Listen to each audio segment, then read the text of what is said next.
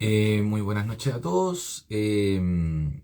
Bueno, hago los saludos básicamente para cuando quede la posteridad y esto lo subo también a YouTube, ¿ya?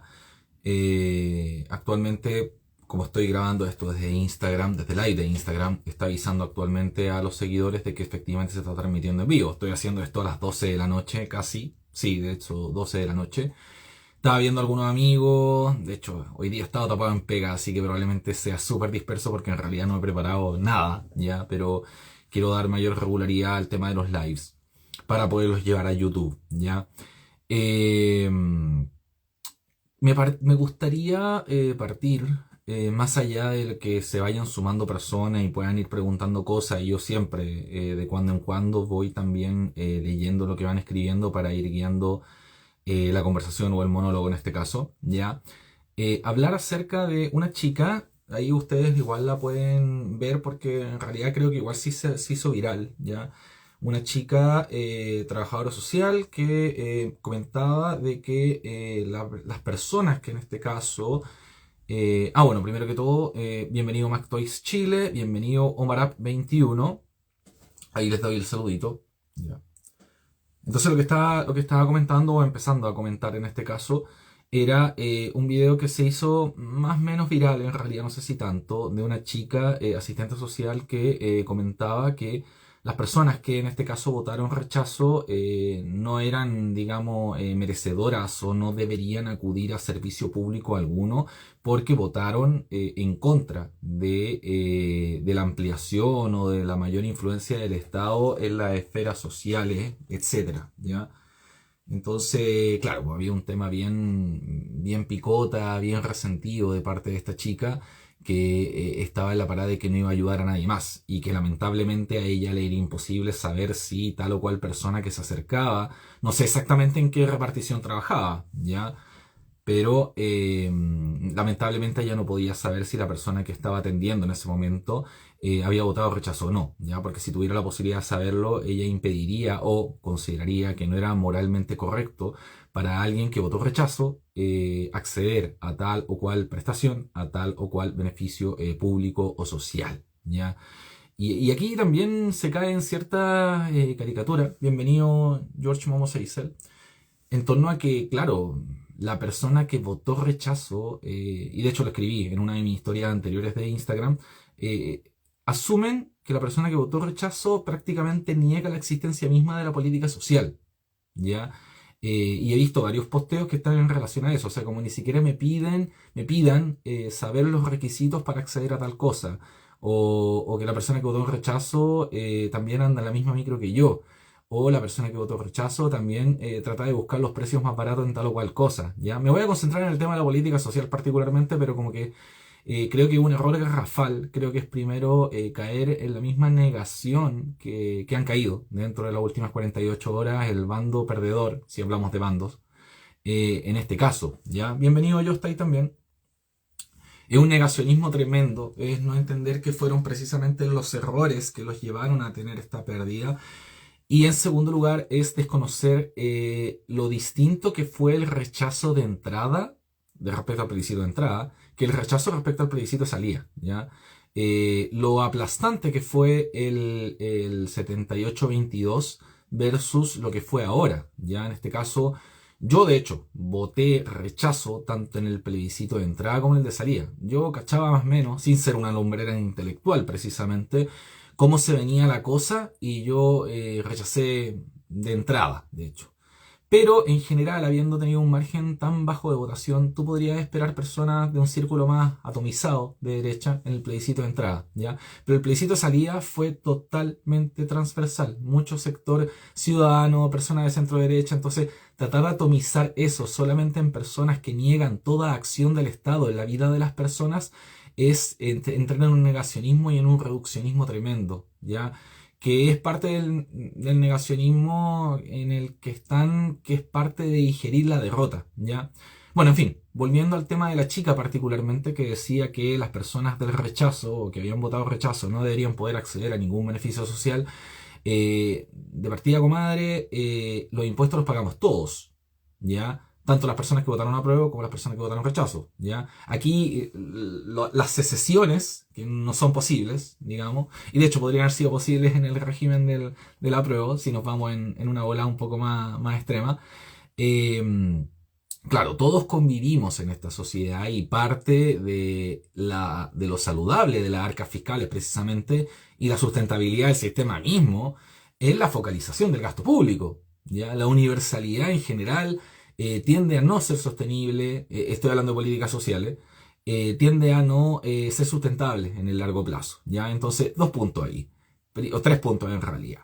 Primero, quien vota rechazo, sobre todo quienes votaron rechazo en el plebiscito de salida, si eso fue muy transversal, no niega la existencia de la política social y por consiguiente son ciudadanos ya que, uno, pagan impuestos y dos, producto precisamente de las políticas y criterios de focalización, lo hacen tan e igual merecedores de una persona que puede haber votado a prueba, ¿ya? Eh, Así como la misma caricatura hacia el otro lado, los comunistas con iPhone, etcétera. Aunque ahí creo que hay una variable distinta en torno a cómo se valora eso, ¿ya?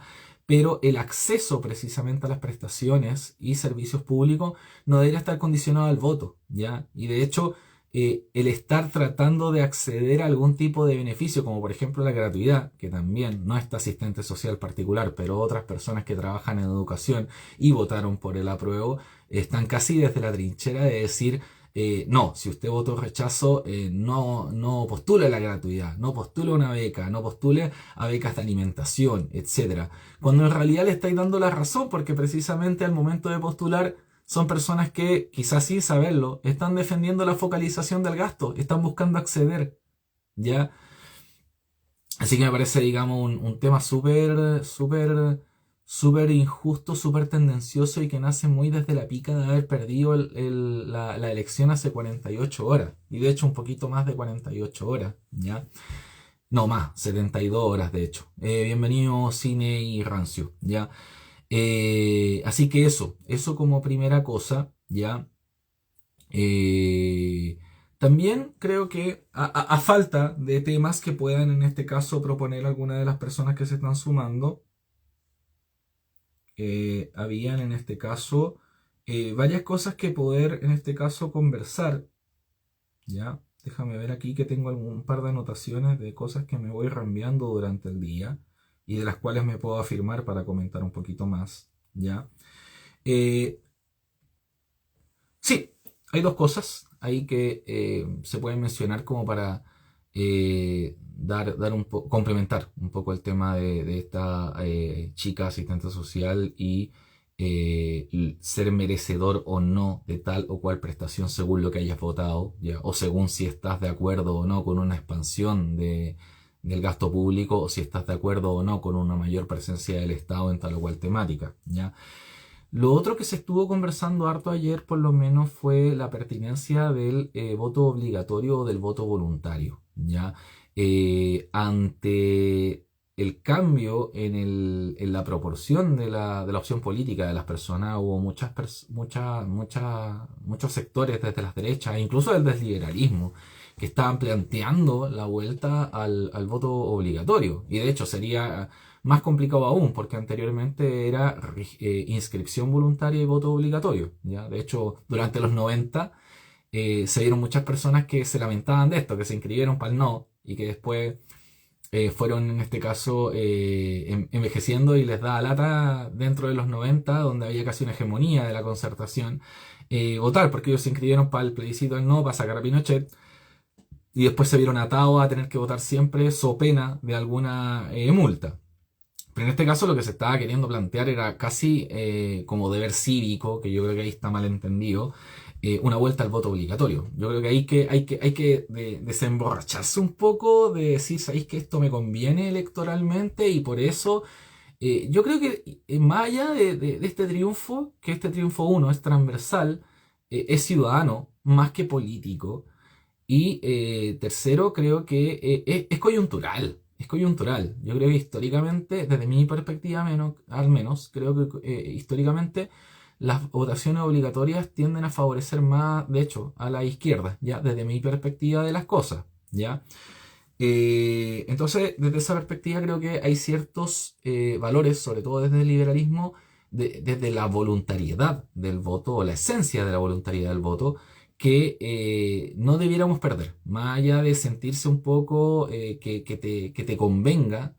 Ahí Jostai dice, el voto debería ser obligatorio, es lo que creo. Sí, está bien, totalmente respetable, y de hecho lo entiendo mucho desde... tú eres...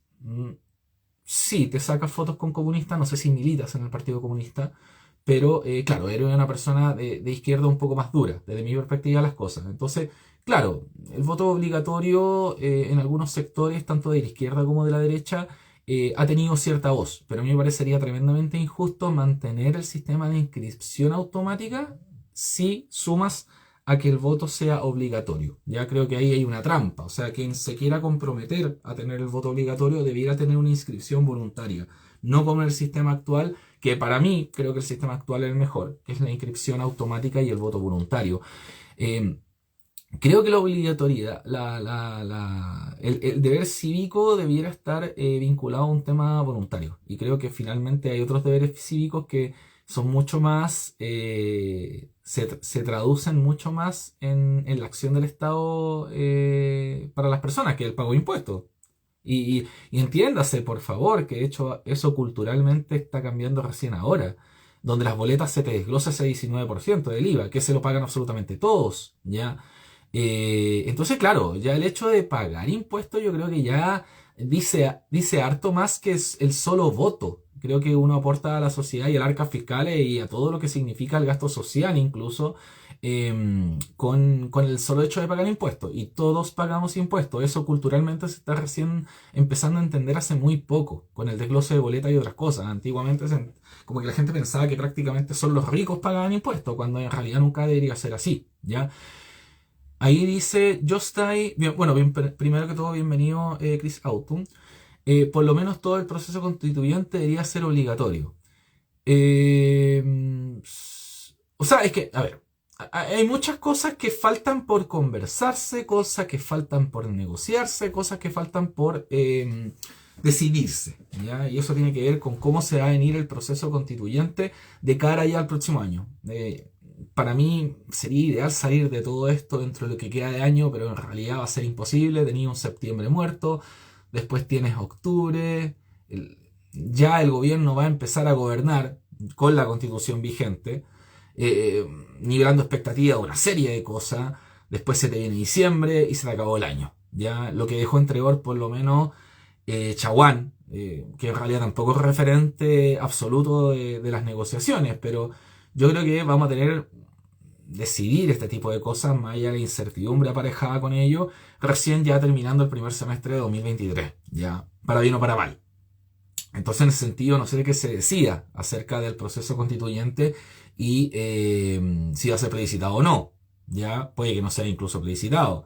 Si va a ser plebiscitado de entrada y de salida o solo de salida. Ya hay muchas cosas que no se saben. Ya y desde esa perspectiva, creo que quizás tendría cierta flexibilidad para entrar a pensar en la obligatoriedad del voto respecto al proceso constituyente, pero en términos generales a mí no me agrada mucho la obligatoriedad del voto, ¿ya? Más aún si tienes una inscripción automática, ¿ya? Eso como primera cosa, ¿ya? Siento que... Ahora hay argumentos a favor y en contra, ¿ya? El tema del voto obligatorio le quita poder precisamente a los grupos de presión. ¿Ya? Le quita poder a los grupos de presión que en este caso pueden decidir elecciones cuando hay un escenario voluntario. ¿Ya? Le quita ese poder. Y también hace que el político también tenga que atender tenga que pololearse un poco a todos los sectores. ¿Ya? Más allá de que si hay voto voluntario y pueda favorecer precisamente a estos grupos de presión. ¿Ya? Creo que hay argumentos a favor y en contra que igual son válidos, pero en términos generales por un tema más valórico e ideológico, que yo por lo menos adscribo una lógica más de libertad o liberal en este y varios otros temas, creo que debiera ser voluntario. ¿Ya? Y de hecho he visto varios políticos que se llenan un poquito la boquita con temas de liberalismo, aprovechando esta coyuntura política y tratando ahí de pololear un poco con la obligatoriedad del voto. ¿Ya? Quizás si no hubiese sido obligatorio hubiese ganado la prueba. Quizás sí. O sea, no. Es que, a ver, en un escenario cerrado como el que todos suponíamos, o yo pues suponía al menos, una diferencia de máximo tres puntos, claro, quizá la voluntariedad hubiese dado lugar a eso, ¿ya? Pero considerando la gran diferencia que hubo, no siento que lo obligatorio voluntario hubiese sido el elemento que hubiese inclinado la balanza para uno u otro lado, ¿ya? Ahí hay otro comentario. Pero bueno, eso como subtema bien breve. Ya tocamos primero el tema de la pertinencia o si el voto rechazo niega la política social o si quien vota rechazo tiene derecho o, menos, o más o menos derecho a postular a algo o acceder a algo o beneficio del Estado, que a mí me parece una tontera, que ese fue el primer subtema que vimos. Segundo subtema, el tema de la obligatoriedad del voto, ante la cual yo estoy en contra. Yo soy partidario del voto voluntario en todos los casos. Entraría a pensar un poco en el tema constituyente, dependiendo qué se negocia de cara al primer semestre del próximo año. Y el tema del cambio de gabinete y como tercer subtema, y para cerrar, para no hacer tan largo el live, menos a esta hora, el tema del cambio de gabinete, ¿ya? Más allá de ir analizando los cambios, sobre todo en el comité político, donde quedaron casi puras mujeres, como tema, digamos, anecdótico, que es la tónica igual de este gobierno, que es la impronta que le quiere dar y tiene todo el derecho de dársela en todo caso. Eh, Carolina Toá, yendo al nombramiento más relevante en realidad, hay varias cosas. Primero, la historiografía de Twitter retrata de cuerpo entero las volteretas de este gobierno y uno piensa hace mucho tiempo, hace poco tiempo. Creo que uno en 10 años sí puede cambiar sus ideas. Creo que en 2 o 3 creo que es un poquito más oportunista, pero en 10 años sí puede. Pero la verdad es que no es que en 10 años tú cambies tu idea, sino que en 10 años tú te das cuenta de que otra cosa es con guitarra y tus ideas son A mientras haces oposición o eres un joven dirigente universitario que ahora, 10 años después, en donde estás gobernando y más allá que tus ideas cambien o no, tratas de adaptarte a las reglas del juego y del sistema. Es un tema más coyuntural de que o en vez de que realmente tus ideas hayan cambiado, ¿ya? ¿Qué es lo que le está pasando a todo ritmo a Boric y a toda la bancada estudiantil? Están jugando el juego, se están adaptando al sistema, están gobernando, se dan cuenta de que sus ideas ya no son funcionales cuando tienen que administrar el poder, ¿ya? No somos iguales, vamos cambiando. Totalmente. O sea, sin ir más lejos, yo el 2009, o sea, digamos para marcar un año, que fue la elección precisamente donde salió Piñera y se levantó un poco la figura de Marco Enrique Minami. Yo el 2009 y hasta el 2013, 2014, quizás 2015, yo era una persona eminentemente progresista, ¿ya? Yo voté por Marco Enrique Minami el 2009 y el 2013. El 2009 fui apoderado de mesa de Marco Enrique Minami, ¿ya? Yo estuve muy cerca de militar en el Partido Progresista en su momento. Entonces, claro, ahora soy otra persona, políticamente hablando. No me avergüenzo de ese pasado, para nada. De hecho, creo que me da fuertes insumos como para precisamente criticar algunas posiciones de izquierda progresista, aunque creo que una de las variantes de izquierda no tan peligrosa, pero sí una variante de izquierda que tengo legitimidad efectivamente para criticarla precisamente porque estuve ahí, ¿ya? Porque lo viví, porque lo creí también, ¿ya? Pero volviendo al tema central de la historiografía de Twitter y la relación de Carolina Toá con Gabriel Boric y las críticas que le hizo en su momento, siento que creo que más allá de la historiografía de Twitter, lo principal que uno se puede... bienvenida a Fantastic Passion. Uno de lo que principalmente se puede afirmar para criticar ese nombramiento, entre otras cosas, es que la pareja actual de Carolina Toá fue abogado de algunas personas procesadas, dirigentes o terroristas, derechamente, de mi opinión, de la CAM. O sea, hay un conflicto de interés, pero tremendo. Y este conflicto de interés trasciende a muchos personeros de gobierno. Estos personeros de gobierno jugaron con la violencia, actualmente tienen que administrar la acción del Estado contra esa violencia, tienen serias trabas y complejos con el uso de la violencia y del aparato estatal para aplastar la violencia. Tienen complejos con eso, partiendo desde el presidente para abajo, ¿ya?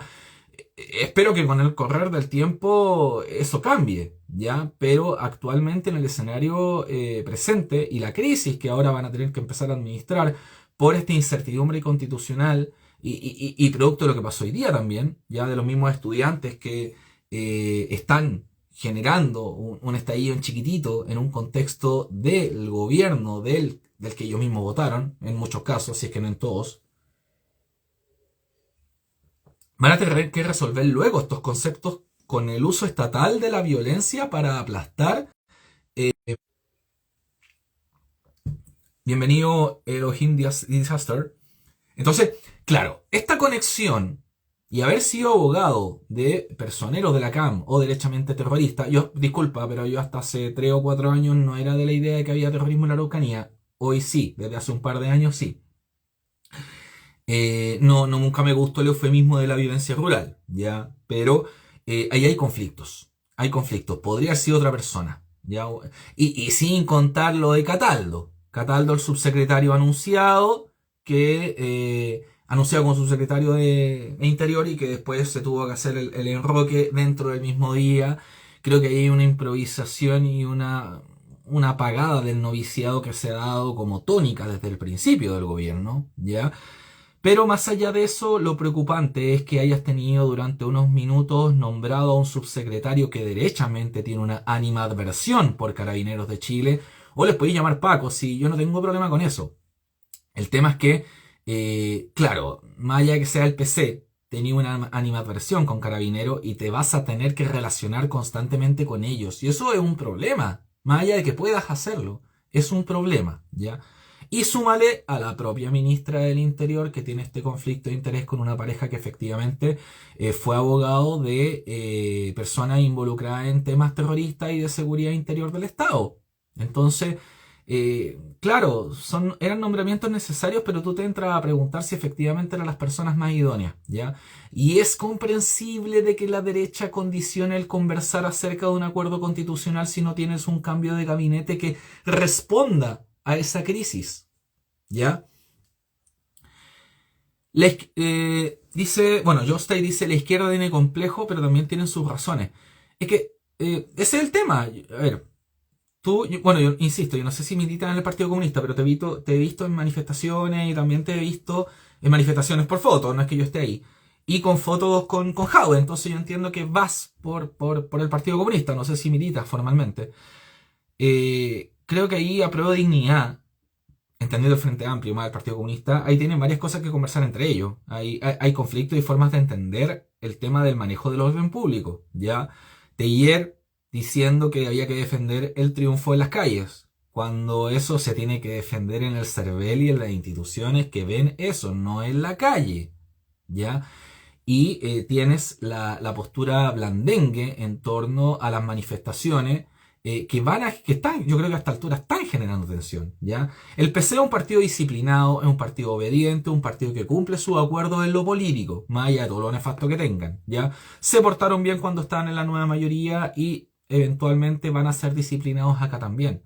Pero siento que el PC tiene quizás más conflictos con el uso de la violencia del Estado para poner orden que el Frente Amplio. Yo creo que ahí hay razones distintas, pero el conglomerado completo, el gobierno completo, digo, del presidente hacia abajo, tiene complejos con el uso de la fuerza, ¿ya? Dice, yo estoy sí milito, ya entonces militas en el PC, pero no he leído a Marx, XD. Es que, ¿sabéis que yo no te culpo en todo caso? Yo tampoco he leído completamente a Marx. Entender las manifestaciones prácticas del marxismo es relativamente fácil. Entender el marxismo en su complejidad filosófica es algo muy complejo, ¿ya? Yo no miro a huevo el marxismo, yo siento que es una ideología que en su manifestación práctica ha sembrado miseria, resentimiento, muerte, hambre, destrucción, suena casi así, luz, fuego, destrucción, pero ha sembrado todas esas cosas en la historia de la humanidad, ¿ya? Pero el entendimiento filosófico del marxismo es algo bastante complejo, ¿ya? Yo ahí no lo miro a huevo, en esa lista por lo menos, sí en la manifestación práctica que han tenido esa idea en la humanidad. Bienvenida, Javi Guitar. Entonces, ya tocamos tres subtemas que, y muy por encima en todo caso, y lo que permite el formato de live, ya, y considerando la hora que es también. Pero tocamos el tema de esta chica pseudo viral que era asistente social y hablaba de si las personas del rechazo merecían o no postular o recibir subsidios o beneficios sociales. Hablamos también acerca, muy por encima, insisto, del voto voluntario o el voto obligatorio. Hablamos un poquito, muy por encima nuevamente, del tema del cambio de gabinete, ¿ya? Y no sé si quede algún otro tema, sino para dar por finalizado el live, ¿ya? Ah, lo otro, bueno, lo de Giorgio Jackson. Giorgio Jackson está donde está por ser amigo del presidente. Derechamente en la Press su rol de Secretaría General de la Presidencia. Para entender un poco el rol de este ministro es generar, digamos, los acercamientos necesarios tanto para impulsar la agenda legislativa como la relación en general del Ejecutivo con el Legislativo, ¿ya? Y Giorgio Jackson era una figura a estas alturas ya muy resentida, nadie lo pescaba prácticamente en el Congreso y estaba haciendo más mal que bien, ¿ya? Y el tema de llevarlo a desarrollo social es básicamente buscar no sacarlo del mapa. Ya siento que ahí, más allá de que se tuviera que cambiar o no, en este caso la figura en desarrollo social, responde un enroque para cuidar a la figura de Jackson, que a esta altura se mantiene o se mantiene por ser amigo del presidente. Disculpa, suena súper banal y frívolo, pero la verdad es que no me lo explico de otra forma. ¿Ya? Y bueno, no sé si habrá algún otro. Ahí, bienvenido Pancho, Panchito.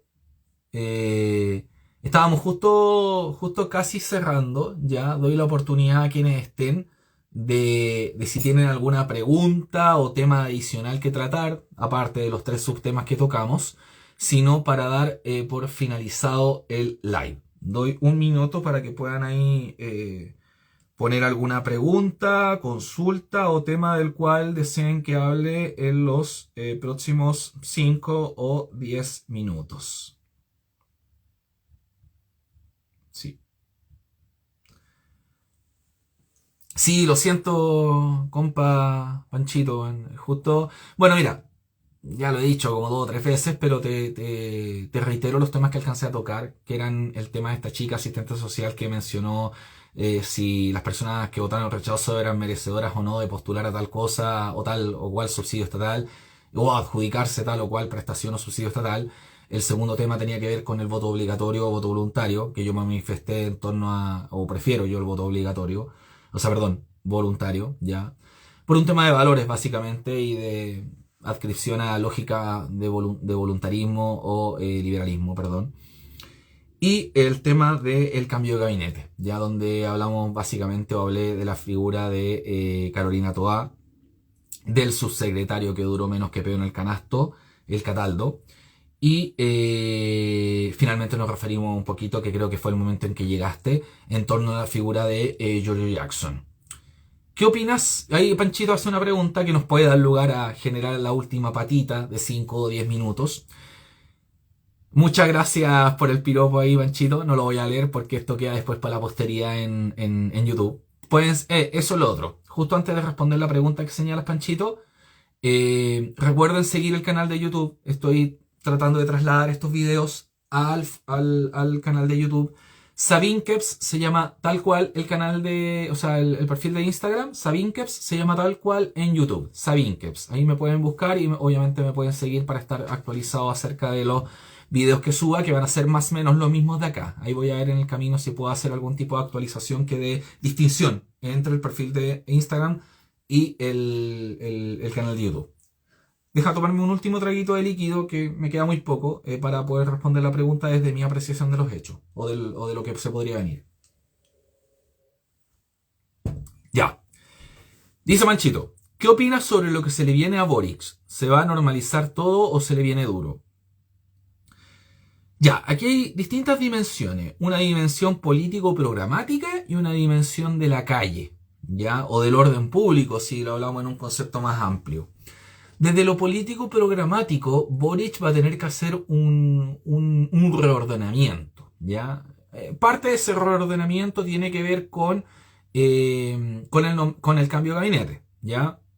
Ahí, sobre todo en la figura de la Secretaría General de la Presidencia, que tiene que efectivamente hacer un viraje potente, ¿ya? Porque ahora, como se quedó sin programa, porque en un momento se dijo que el aprobar la propuesta de nueva constitución era condición sine qua non para el cumplimiento de su programa de gobierno, ¿ya?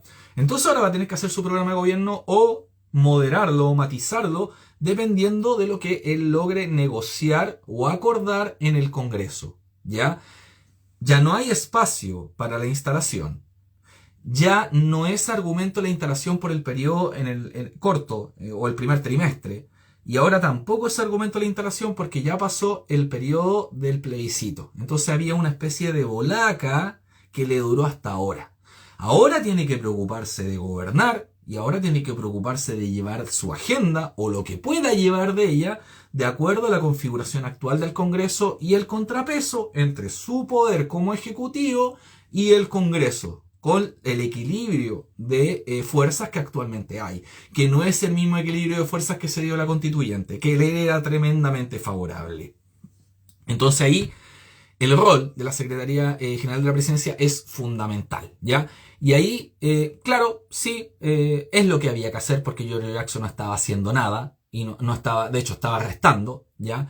Entonces ahí, claro, está bien, ok, es una de las veredas en donde, entendiendo que el proceso constitucional se va a destrabar recién el segundo semestre del año que viene, ¿ya? Tiene que llevar adelante esto y tiene que gobernar, en definitiva. Y ahí no hay excusas, ni instalación, ni plebiscitarias, ni constitucionales, ¿ya? Entonces ahí, claro, en lo político programático está eso, ¿ya? Y ahí se le viene pesado, pero creo que se le viene más pesado si, volvemos al argumento anterior, el complejo que tienen ellos en el uso de la fuerza del Estado para poner orden. Si la calle se le empieza a mover mucho a Boric la va a tener pelúa, ¿ya? Y la va a tener muy pelúa, ¿ya? Porque se te puede aparecer una izquierda que esté más a la izquierda del PC, ¿ya? Y ahí, chuta, bienvenida Mako, o Mako, no sé si es hombre o mujer, y bienvenido It's Facecam 196. Entonces la calle se le viene complicada. Hay ciertas pildoritas que dan lugar a un movimiento estudiantil que pueda estar intentando prender la mecha de un estallido dentro de un gobierno que provocó el estallido 1, ¿ya? Lo cual sería ahí bastante paradójico. Súmale también que en la calle influye también los indicadores macroeconómicos. Tienes, como habíamos dicho en transmisiones anteriores, un estancamiento del consumo. Se fue la platita dulce de los IFE y las prestaciones de gobierno producto de la pandemia y los retiros. Tienes una recesión técnica para el próximo año, o incluso puede que sea dentro del último trimestre del año al cual ya estamos entrando. Entonces tienes una inflación galopante del 14%, si mal no escuché, al menos la última vez. Entonces, claro, la gente está teniendo problemas para parar la olla. La gente está teniendo problemas para llegar a fin de mes. Las personas están teniendo todo ese tipo de problemas y dentro de un gobierno que les dijo que iban a hacer las cosas distintas y las iban a mejorar e iban a redistribuir de otra forma tanto los recursos como el poder. Entonces, la decepción ya está calando hondo. La decepción de este gobierno y del proceso constitucional está calando hondo. Entonces, la va a tener muy complicada, ¿ya? Creo que lo único bueno del cambio de gabinete fue sacar a Jackson. Sea quien sea que pusiera. Podía poner un espantapájaro. Pero sacar a Jackson de ahí era el primer paso. Y sería lo único bueno que yo destacaría, la verdad. Entonces, respondiendo a tu pregunta para englobar el argumento, creo que lo político programático dio un primer paso, al menos. Pero lo que respecta a la calle, probablemente la empiece a tener muy, muy pelúa. Y muy, muy pelúa, incluso considerando una oposición desde la izquierda más a la izquierda. Porque entendamos que recién ahora la derecha y centro derecha puede hacer oposición de una manera más libre. Hasta antes del plebiscito todos los monos más fachos estaban guardados. Ahora recién está hablando José Antonio Kast. Entonces, ahora el gobierno está débil. Los políticos huelen la sangre. Y más allá del sentimiento de unidad nacional que pueda tener que ver con generar acuerdos más o menos pronto en torno a qué se va a hacer respecto al tema constitucional, Boric está herido, el gobierno está herido, y más allá de este frenesí o sentimiento de unidad nacional, va a empezar a sangrar. Los políticos huelen la sangre y se tiran al cuello. Y el gobierno, con muchos traspiés, muchos tumbos y muchos errores no forzados, ha estado dando la cacha sin tener oposición articulada. Y ahora vaya que puede tener oposición. Y la derecha probablemente no te haga oposición en las calles. No es su estilo. La izquierda ha demostrado ser mucho más astuta en ese sentido. Pero con una oposición política articulada, lo que él puede hacer a nivel de su relación con el Congreso puede ser tremendamente traba y la puede tener, puta que la puede tener difícil. Entonces, ahí sí que Boric la va a tener difícil si es que la derecha articula realmente su rol de oposición. Y bienvenido que lo haga. Bienvenido que lo haga. Porque hasta ahora no lo estaba haciendo. En gran parte producto del tema plebiscitario. ¿Ya? ¿Qué dice ahí? Jostay dice: para mí la economía es una fábula. No me extraña de un marxista. Bueno, yo no sé si tú eres marxista. Pero... bueno, es que la economía es importante incluso desde el marxismo. Desde un enfoque que yo no comparto, por supuesto. Pero no me gusta cuando decís esos comentarios. Cuando ninguneas el rol de la economía. La inflación puede votar gobiernos. Puede votar gobiernos. Y yo sinceramente, más allá del espíritu republicano, de alejarnos de eso, esas lógicas tan latinoamericanas de, uno, creer que todo se resuelve con nuevas constituciones, y dos, no dejar terminar los periodos a los gobernantes, que, seamos sinceros, ustedes querían puro votar a Piñera. Creo que tengo serias dudas, más con el triunfo del rechazo y más con los pésimos indicadores que estamos teniendo en la actualidad. Sí, se concede, también derivado de algunos temas externos. Dudo que este gobierno termine su periodo. Tengo serias dudas de que este gobierno termine su periodo. ¿Ya? Pero bueno, la economía, de verdad que, y la inflación en particular, efectivamente puede votar gobiernos. Y en el escenario político actual, donde tienes inseguridad, tienes inmigración, lo pongo como temas, más allá de lo que yo opine de ellos. Tienes inseguridad, tienes indicadores macroeconómicos desfavorables, tienes inmigración, tienes serios problemas de orden público. Y vuelvo a decir, el complejo que tiene este gobierno y este sector político con el uso de la fuerza del Estado para imponer el orden. Tienes 5 temas al menos, que son complejos y con los que vas a tener que lidiar, al menos, dentro de los próximos 9 meses, sí, 9 meses al menos, con la constitución actual, con la configuración del Congreso actual, e intentando negociar en esas condiciones, ¿ya? Bueno, dice Panchito: ni la dignidad ni las constituciones se comen. Claro, la dignidad no puede ser un concepto más abstracto. ¿Qué es la dignidad? Dibújeme la dignidad, por favor, ¿ya? Y las constituciones son un papel que, ya lo vemos en Latinoamérica, son letra muerta en muchos casos. En muchos casos. Y de hecho, en algunos otros países, además de ser letra muerta, vuelven el acceso a algunos bienes y prestaciones aún más restrictivo. Porque cuando tú declaras un derecho y el Estado no tiene la capacidad efectiva de hacer cumplir ese derecho, si lo tienes a nivel constitucional, terminas judicializando los derechos. ¿Y quienes usualmente acceden a judicializar tal o cual tema? No precisamente las personas más pobres. Entonces, claro, finalmente haces que algunas cosas sean aún más elitistas, ¿ya? Después en otro live podemos desarrollar un poco más ese argumento. Pero la dignidad no se come, claramente. Y las constituciones, sobre todo en Latinoamérica, son papel bolito, muchas veces sin sustento real.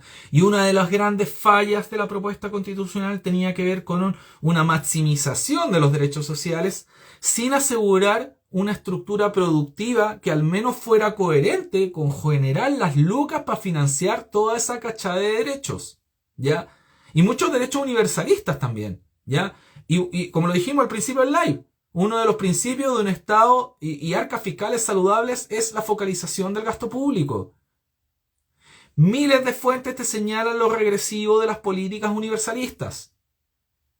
Sobre todo ahora en materia de educación. Ya, eso forma parte, digamos, de otra conversación o otra discusión. Pero creo que de momento es más que suficiente en consideración a la hora. Partimos, sí, de hecho partimos poco antes de las 12 y ya son las 12:41, ya, entonces creo que es tiempo suficiente. Eh, Doy gracias a los que aún están, ya, esto obviamente lo voy a subir al canal de YouTube y les recuerdo para que se suscriban desde sus cuentas Sabin Kevs, tal cual el nombre del perfil de Instagram es el nombre del perfil de YouTube, ya. Así que eso, muchas gracias a todos, que tengan buenas noches y que les vaya muy bien mañana en sus lugares o en sus conexiones de trabajo o estudio. Chao, chao.